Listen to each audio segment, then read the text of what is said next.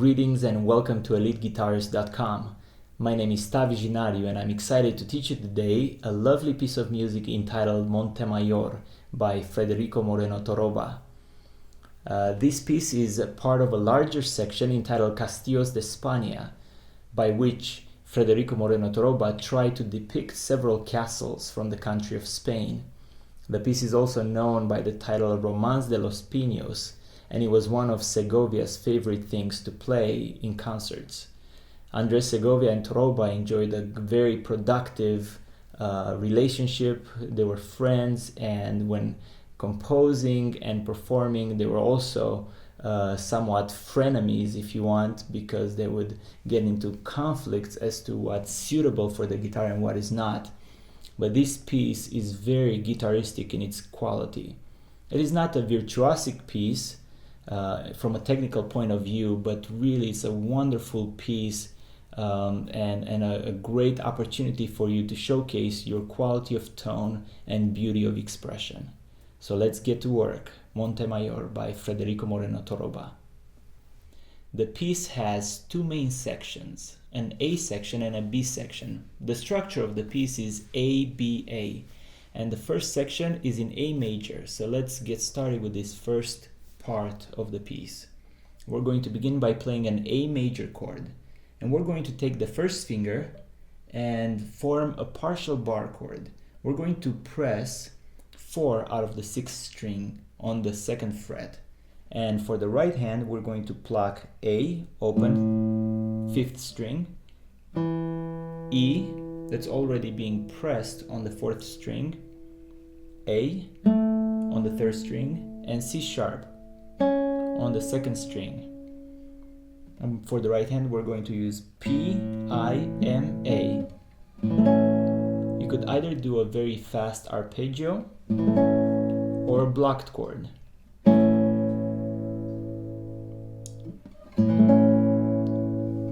Now, when you press this bar chord, what I would suggest, rather than laying the finger flat on the fretboard, I would suggest collapsing the finger at that joint right there, for a couple of reasons.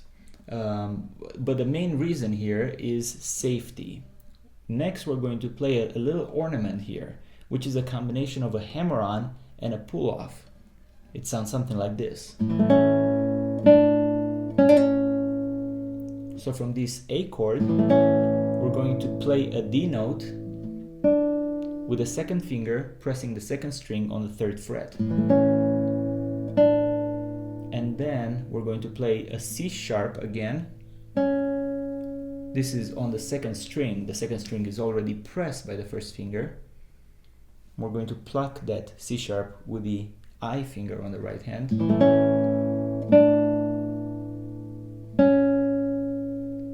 After playing that C sharp, we're going to provide that quick ornament, which is a combination of a hammer-on from C sharp to D, and then pull off back to C sharp. In context, this would sound something like this. Followed by A. The A is plucked on the 3rd string, and it's already pressed by the partial bar chord. Now, let me get back to the reason why this partial bar chord is not completely flat on the fretboard, but rather relatively collapsed. The main reason is safety. In a performance situation, many things can go wrong. Perhaps it's too cold, or you become overly zealous in that trill, or you have a shot of adrenaline coming right at that time, and your finger may just work overtime and do more than what you wanted to do. If that happens on that pull-off, you don't want to hear that F sharp. So, but if you collapse the finger, that soft tissue of the index finger touches the 1st high E string, and so it's already muted. Just in case your 2nd finger plucks down a little more than what you intended to, you're not going to get that ghostly F sharp note, but you still get kind of a muted E string. So,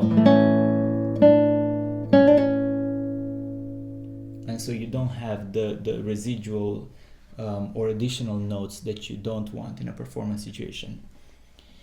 Another way to provide safety, and this is kind of a double whammy here, on the right hand, use your A finger to mute the first high E string. And so now you have double safety. You mute the E string with the first finger, and you also mute it with the A finger that's planted on that particular string. So in context, this first bar should sound something like this.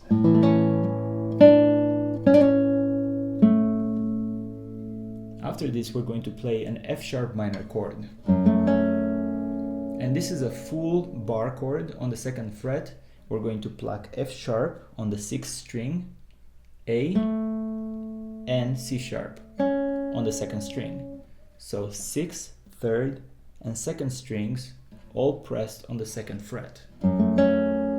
Followed by a D note played with the 2nd finger of the 2nd string, 3rd fret, and we're going to use this finger as a guide finger to move us all the way to the 4th position, which means that the first finger hovers over the 4th fret.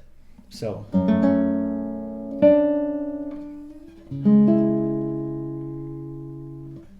it's very helpful to do a slide here from the D note to the E. And this is a C sharp minor chord. And for this chord, we're going to play 3 notes. The first note in the bass is a C sharp, played with the first finger on the 5th string, 4th fret, a G sharp, played with the 3rd finger on the 4th string, 6th fret, and an E note, played with the 2nd finger on the 2nd string, 5th fret. So let's review.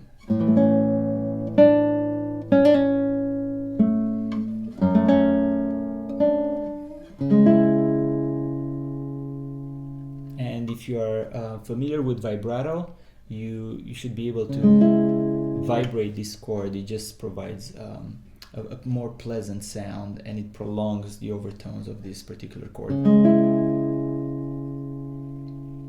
After this, we're going to play a succession of 4 16th notes. And the notes are D, C sharp, B, and A. Let's begin with a D. The D note is played with the 4th finger on the 3rd string, 7th fret, and then a pull off to a C sharp. The C sharp is played with the 3rd finger on the 3rd string, 6th fret. When you pull off, I would suggest that you don't think of a pull off as plucking the string or lifting the finger outward, but rather plucking the string with the 4th finger and resting on the adjacent 2nd string. A B note played with the 1st finger on the 3rd string, 4th fret, and then an A note played with the 4th finger on the 4th string, 7th fret. So in context. Okay, let's review.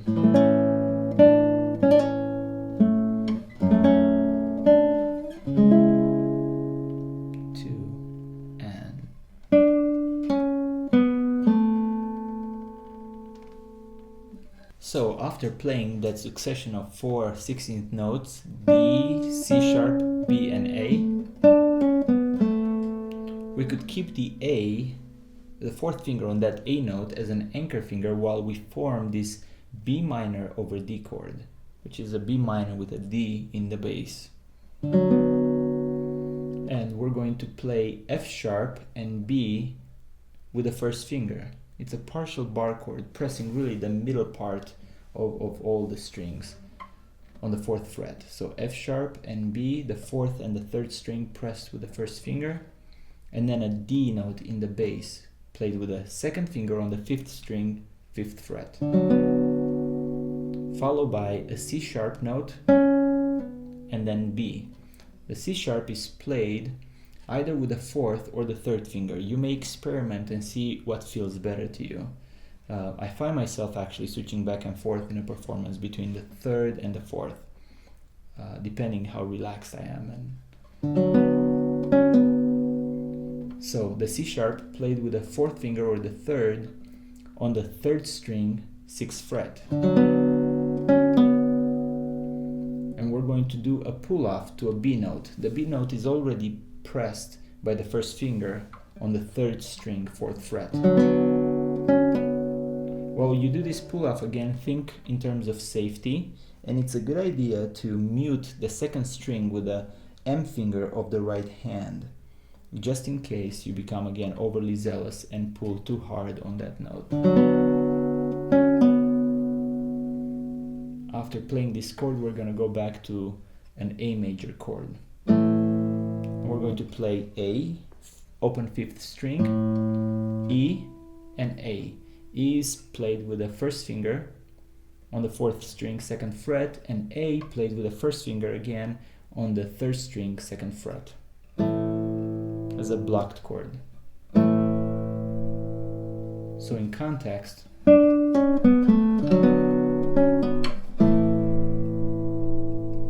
after this we're going to play an E over G sharp chord. We're going to go to the 4th position, and the first finger will provide a full bar chord, pressing all of the 6 strings. As part of this chord, we're going to play the 6th, 3rd, and 2nd string with P, I, and M on the right hand. So let's form this chord. It's G sharp in the bass, pressed by the first finger on the 6th string, 4th fret, a B note already pressed by the first finger on the 3rd string, 4th fret, and an E note pressed by the second finger on the 2nd string, 5th fret. Again, followed by an F sharp, and then back to E. So this F sharp is played with the 4th finger on the 2nd string, 7th fret, and then back to E, already pressed with the 2nd finger. While you play the F sharp, it's a good idea to keep this chord in formation. And then open 2nd B string, and then an A major chord. And for this chord, I'm going to pluck the 5th, 3rd, and 2nd strings. The 5th open string, an A note played with the 3rd finger on the 3rd string, 2nd fret, and a C sharp note played with the 4th finger on the 2nd string, 2nd fret. And now I'm going to slide to an E minor chord, and I'm going to keep the 4th finger as a guide finger on the string. That means that you are going to continue to touch the string without putting pressure on the string. So you don't necessarily want to slide, or maybe you do. Maybe that's part of your interpretive choice. So use the 4th finger either as a sliding finger or as a guide finger without actually putting pressure on that 2nd string. For this E minor chord, we're going to pluck the 4th, 3rd, and 2nd strings with P, I, and M. We're going to pluck with P a G note. The G note is played with the 3rd finger on the 4th string, 5th fret, a B note played with the 2nd finger on the 3rd string, 4th fret, and an E note played with the 4th finger on the 2nd string, 5th fret. Again.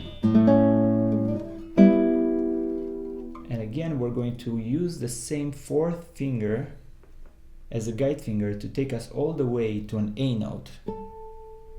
And this note is played with the 4th finger on the 2nd string, 10th fret. And it's really part of an F major chord.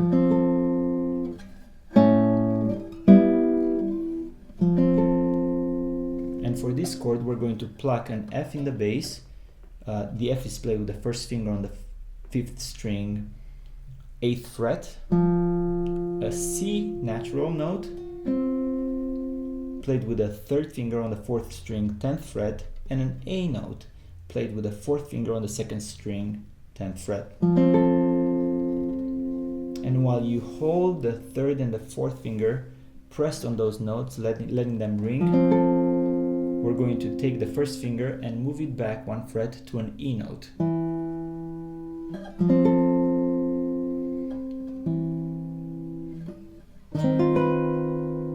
And this chord may be somewhat challenging, but practice this transition very slowly, and in the beginning it does not even have to be musical. It's enough to simply go through the mechanics of this transition.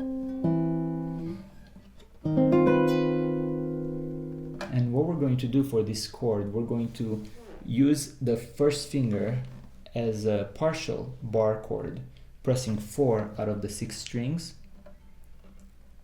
With the second finger, we're going to play a D sharp note, and this note is played on the 5th string, 6th fret. We're going to pluck a 3rd string, which is a C natural note already pressed by the partial bar chord, an F natural played with the 3rd finger on the 2nd string, 6th fret, and then a B note played with the 4th finger on the 1st string, 7th fret.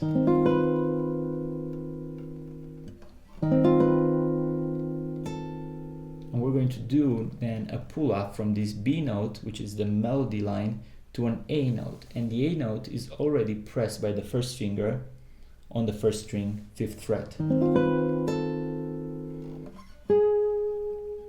G sharp played with the 4th finger, 2nd string, 9th fret, and then A played with the same 4th finger on the 2nd string, 10th fret. So in context, and then an A major chord. And for this chord we're going to play the 5th, 4th and 3rd strings with P, I and M. We're going to play an E note with the 2nd finger on the 5th string, 7th fret, an A note with the 3rd finger on the 4th string, 7th fret, and a C sharp note with the 1st finger on the 3rd string, 6th fret. After playing this A major chord, we're going to go to the 3rd position and form a partial bar chord. The 1st finger will press 4 out of the 6 strings, and we're going to play together an F natural and E note. The F natural is already pressed by the 1st finger on the 4th string, 3rd fret, and the E note is played with the 4th finger on the 2nd string, 5th fret. And we're going to do a pull off to a D note. The D note is already pressed by the 1st finger on the 2nd string. And now we're going to go in the same position as a partial bar chord to the 2nd fret and play an A major chord. E, A and C sharp. E is played with the 1st finger. All of the notes are actually played with the 1st finger, and we're going to pluck the 4th, 3rd and 2nd string. E, A and C sharp with P, I, M. So, followed by an open 6th string, E. Then we're going to play a D open 4th string, followed by a G sharp played with the 1st finger on the 3rd string, 1st fret, and then a B note open 2nd string. Again followed by the 6th open string E, and then A major. And here we're going to pluck the 5th, 4th and 3rd string, A, E, A. The E and A notes on the 4th and the 3rd string are pressed with the 1st finger on the 2nd fret. Okay, and there is the first part of this tutorial. This is the A section. I'll see you back for the B section of this piece.